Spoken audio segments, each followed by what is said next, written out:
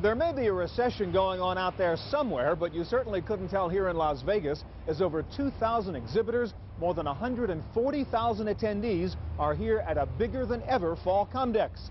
Lots of new product introductions from the big guys like Microsoft and Intel, also new products from smaller companies with names you've probably never even heard of. Today we'll show you the best of what's new at Fall Comdex on the special edition of the Computer Chronicles.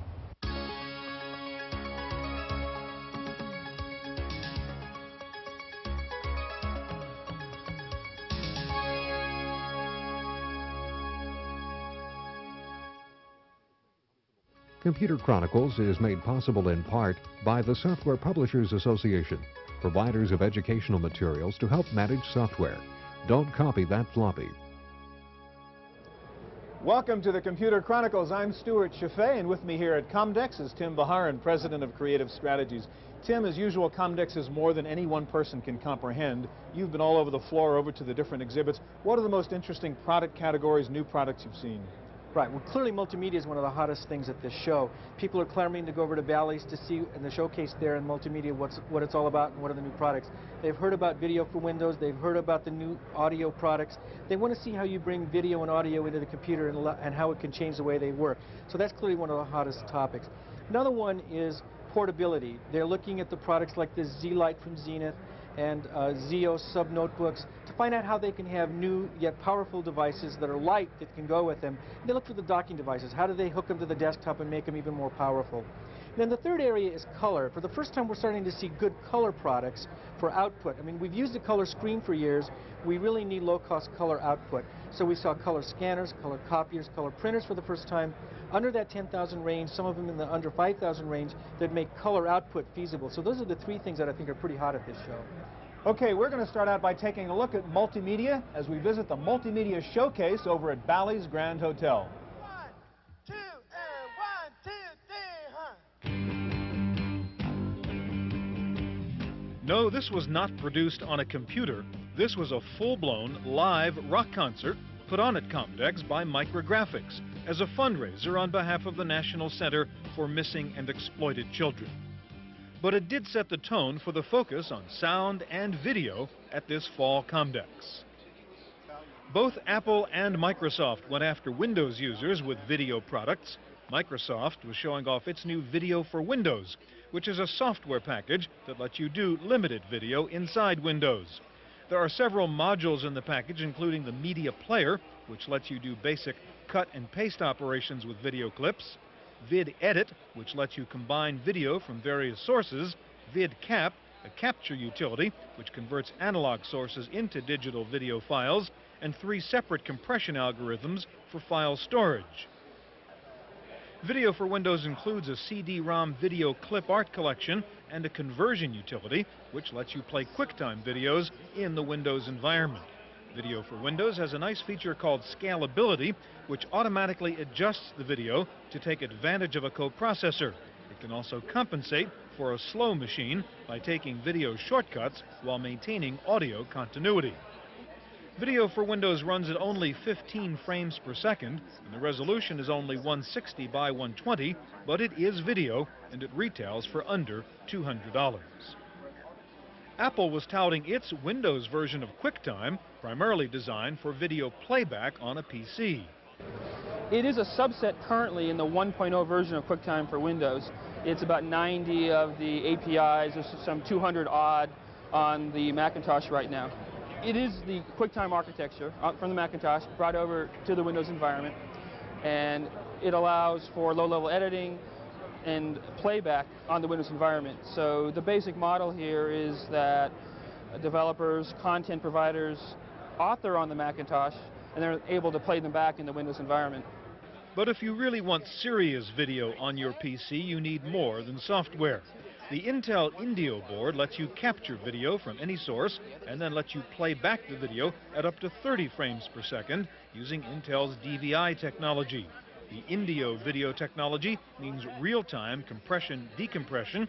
The Indio system also automatically detects computer performance and adjusts frame rate and screen size to optimize video playback. The board costs $1,000, but that is about a third of what the same technology used to cost just a short while ago. A company called Electricon Technology was showing its Annie video board, only $495 for a card that lets you import video from 3 separate input sources.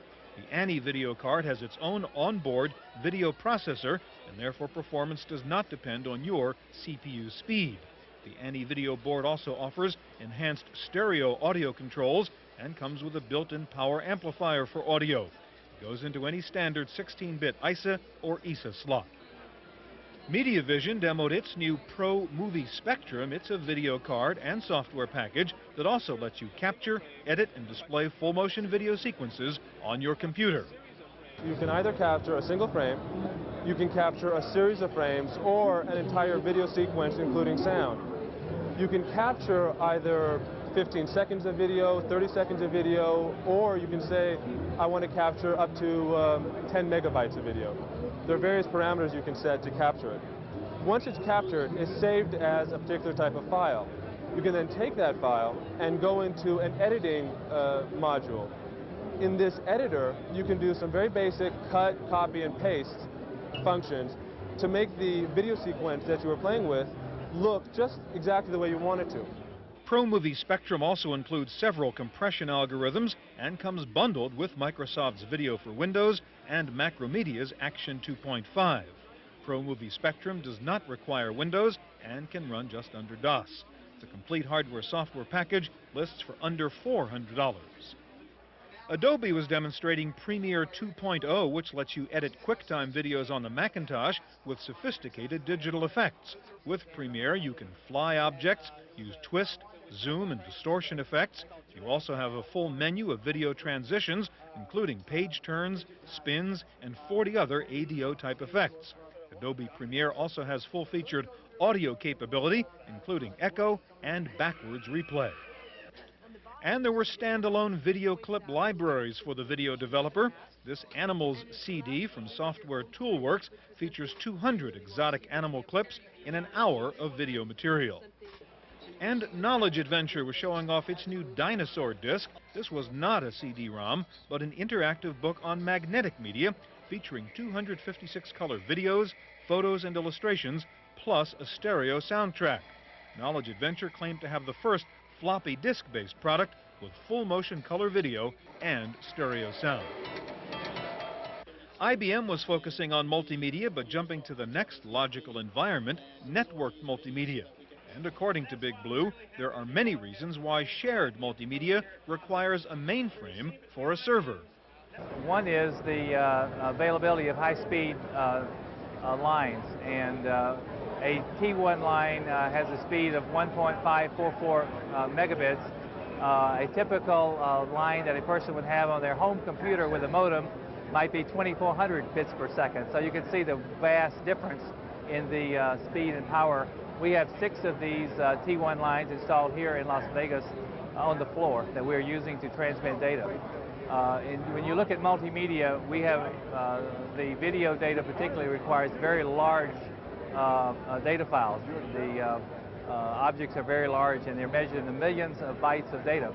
So it really does require a high-speed network to do that. Commodore was also exhibiting at the Multimedia Showcase, unveiling its newest Amiga, the Model 1200, which is a low-cost version of the Amiga 4000.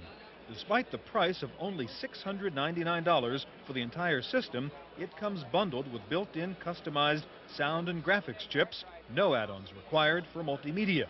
Commodore owned the multimedia market 5 years ago and must have been looking at this Multimedia Showcase with a combination of satisfaction and frustration. On the sound side of multimedia, there were several new products that let you bring voice annotation into business documents. Lips Inc. showed off Lips for Windows, a product that lets you add spoken comments to standard computer applications such as word processing documents or spreadsheets. The address, the phone number, the fax number, they're all on the screen in front of you. Please get it done. I'll give you a call this afternoon. Thanks, you're a doll. The software also lets you set up automatic oral reminders for appointments or other events. 90 seconds of Lips speech take up about 1 megabyte of memory. The software-only version lists for under $50. Interactive Inc. was demoing a unique product called Sound Exchange, which lets you do the same thing using a standard telephone handset, which attaches to the side of your computer and plugs into the parallel port. Interactive also offers M-Mail, a multimedia email program, which lets you send voice messages along any standard local area network. Electronic Speech Systems offered the lowest cost audio solution, a $45 sound chip called the Audio Magician that lets you add spoken words to Windows documents. The sound adapter features a single chip VLSI audio processor. The adapter comes bundled with 6 desktop audio utilities. The time is 12:35 p.m. Finally, if video and audio weren't enough multimedia for you, there was also 3D. Apple showed off what it called navigable video, which lets you move through a video scene in a kind of virtual reality interface, uninhibited by predetermined camera angles. This was a Macintosh tour through the Pavlovsky Palace in Russia. And for real holographic 3D, there was the prototype of Sun's new holographic workstation, complete with stereo shutter glasses. You are seeing the images on the CRT display, but to the user with the goggles, the objects appear as three-dimensional holograms in the space in front of the computer screen. Next up, Windows, Windows, Windows.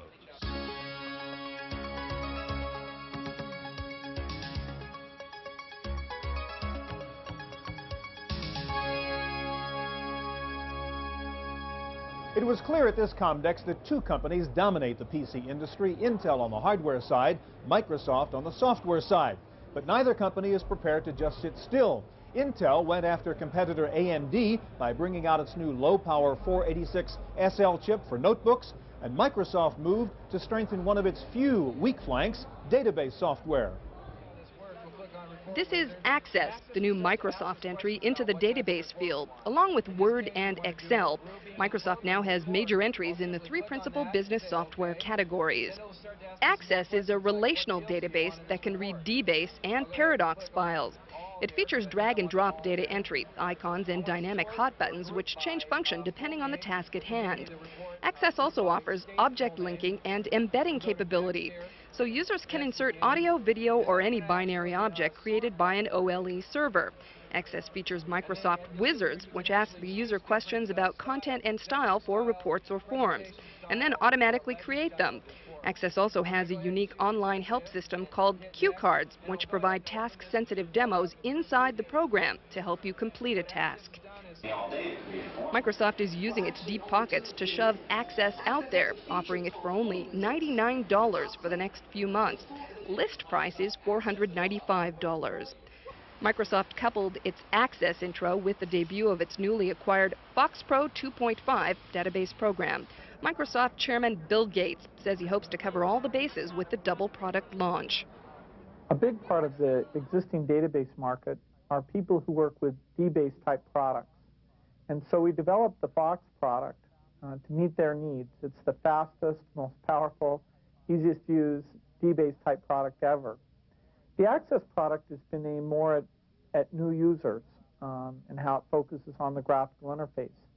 We have made it clear we're going to bring the two products together, but we're also making it clear who should use each one now, and I think it'll allow us to make an even bigger impact on the market than any single product could. Borland was pushing its new Paradox for Windows database program, the newest release of Paradox. The Windows version offers easy migration from the DOS product, DBase compatibility, OLE capability, and a new feature called an Object Inspector, which lets you change an object's properties on the fly. Software Grove had a nice product called Simply Messages, a Windows emulation of those familiar pink phone message slips. With Simply Messages, you can easily move phone messages around a network with the efficiency of email and the familiarity of the paper metaphor. And there were new add-on products to get Windows running faster. Tseng Labs introduced its new ET4000 graphics card, which lets you store digital video on the VGA card's memory rather than tie up system RAM. Tseng is a big proponent of the new VISA bus standard, saying a local video bus is the only way to move full-motion video. Standard ISA bus, or the bus that you see out there for the most part today, only transfers about 5 megabytes per second, which up until recently was totally adequate.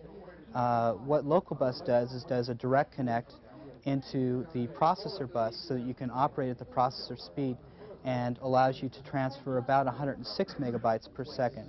So that allows video or VGA to run approximately 6 times faster, IDE controllers to run up to 500% faster, and network to run about 60% faster with current controllers. Another company, Milex Corporation, also showed off VISA-compatible local bus system boards that let you move video data at the same speed as your CPU using a full 32-bit data path, thus avoiding the I/O bottleneck of the typical AT bus. Hayes offered a new approach to an add-on, a way to speed up communications under Windows by taking the COM workload off the CPU. The ESP Accelerator board for Windows is a dedicated COM port with its own microprocessor, so that background communications do not take up valuable CPU resources. And yes, Windows NT was here, with a variety of applications running under the new Microsoft 32-bit version of Windows. But still, no official product announcement, no shipping date, and no price on the newest version of Windows. Next up, portables, color printers, and pen-based computing.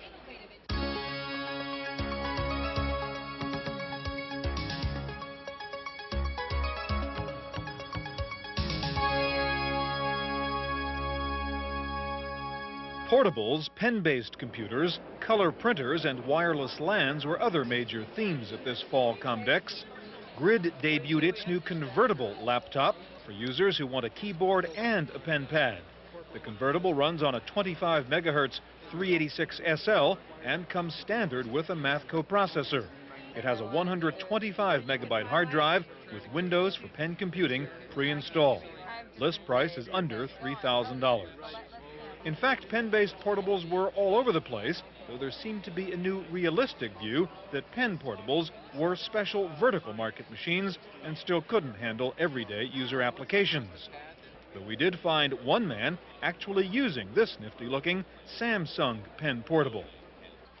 A company called Dolphin was showing the only battery-operated color pen-based portable computer. While the market may still be narrow for this machine, Dolphin believes its next-generation pen PC will be a mainstream product. We believe that in order to really push the pen market, it really would call for a very small, lightweight, very powerful, feature-rich computer that is totally IBM compatible, DOS compatible. And this way, you really have a choice of either using the pen or as a keyboard. And in effect, it could be a total desktop replacement.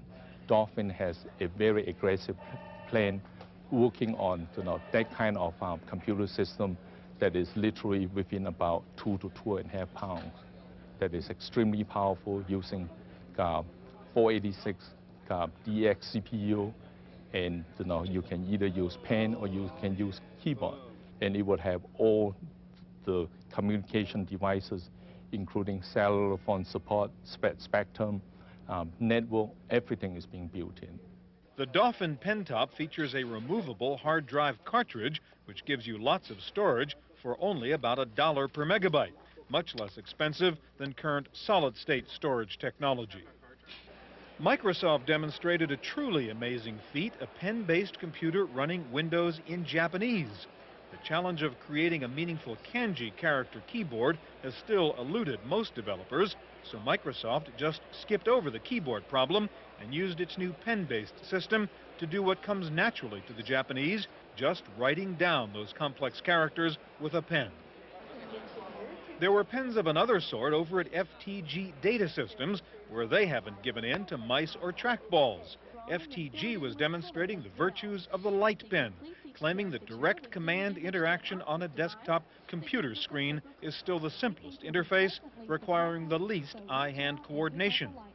The PXL 780 light pen interface simplifies installation by letting you plug the pen into a keyboard, mouse, or serial port. IBM was showing off its new ThinkPad notebook computers. There are several models, standard keyboard versions and pen-based versions, in monochrome and color. The ThinkPads are network ready with built-in Ethernet ports. IBM was also demonstrating its portable PC radio, a standard notebook complete with cellular transmitter and receiver for wireless network communications. A company called Selectech unveiled AirLAN, a wireless local area network adapter that lets you link ordinary laptops or desktops via radio waves and promises seamless communications with existing standard networking systems. AirLAN attaches to the parallel port, so you don't have to go inside the computer to install the network. The portable wireless LAN adapter makes it easy to temporarily hook up to a network with your notebook PC without the usual setup headaches. At the Verbatim booth, the emphasis was on the new PC MCIA flash memory cards. Several portables sported PC MCIA slots, especially in the sub-notebook category.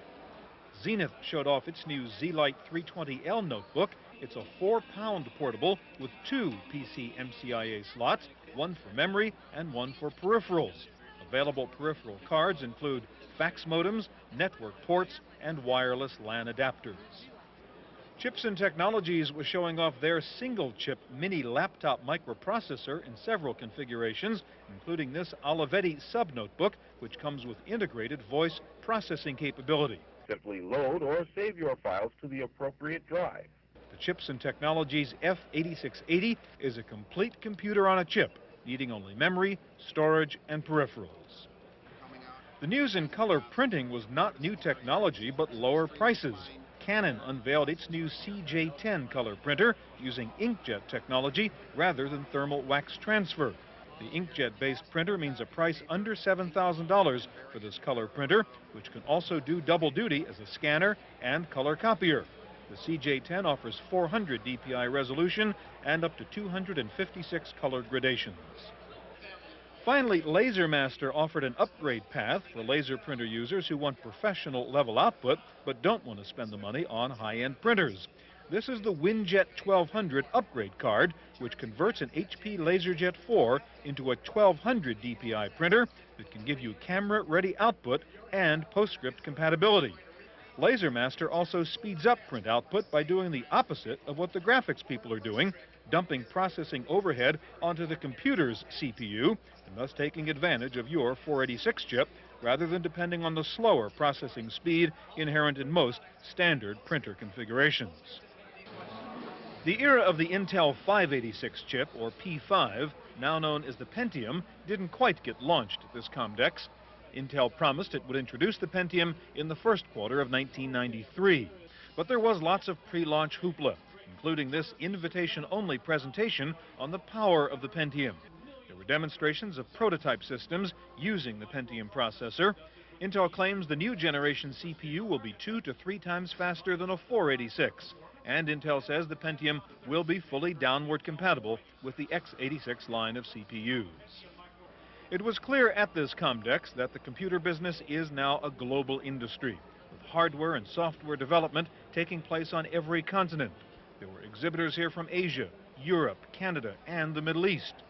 Israel was the featured country at the Comdex National Resources Forum. Motorola, IBM, Hewlett-Packard, Digital, and Microsoft have software development facilities in Israel. Microsoft Chairman Bill Gates said the software business is the ideal startup industry for a small country. But the software industry that Microsoft is part of, I think, will be of increasing importance in Israel.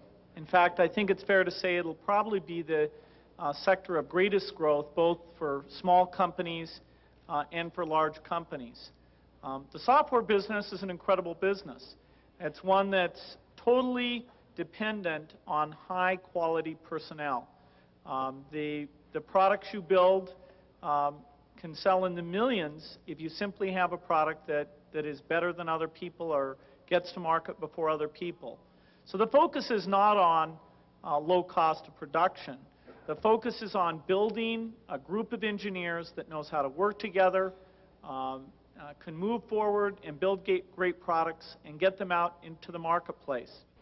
Gates said the issue in international technology development today is not distance, but speed of communication, and that the only way to be successful in the software business is to develop worldwide and to sell worldwide. If there was one overriding theme at this fall Comdex show, it was that everyone seems to be shedding their old image and trying to redefine their business. WordPerfect is no longer a word processor company. They were exhibiting under a banner that said Beyond Words. Lotus is no longer a spreadsheet company. Their theme here was communications products. WordStar wasn't showing off a word processor. They were selling what they called writing enhancement tools. And over at the IBM booth, Big Blue staffers were wearing large buttons saying a whole new shade of blue. So it was out with the old, in with the new, as computer companies struggled to reposition themselves in the quick-changing computer marketplace of the 90s. For the Computer Chronicles, I'm Stuart Chaffee at Fall Comdex in Las Vegas.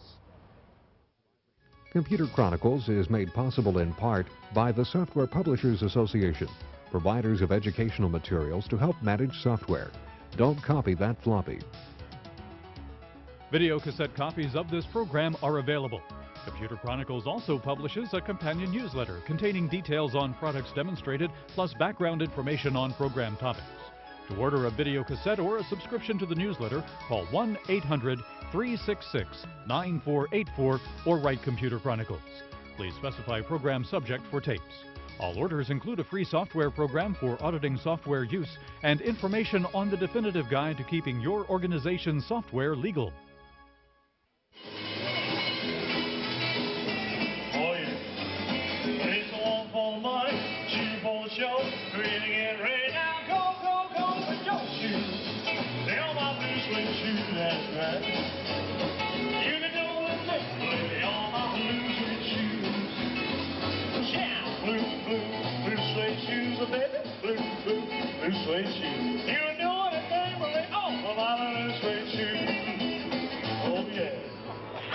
Thank you very much, ladies and gentlemen.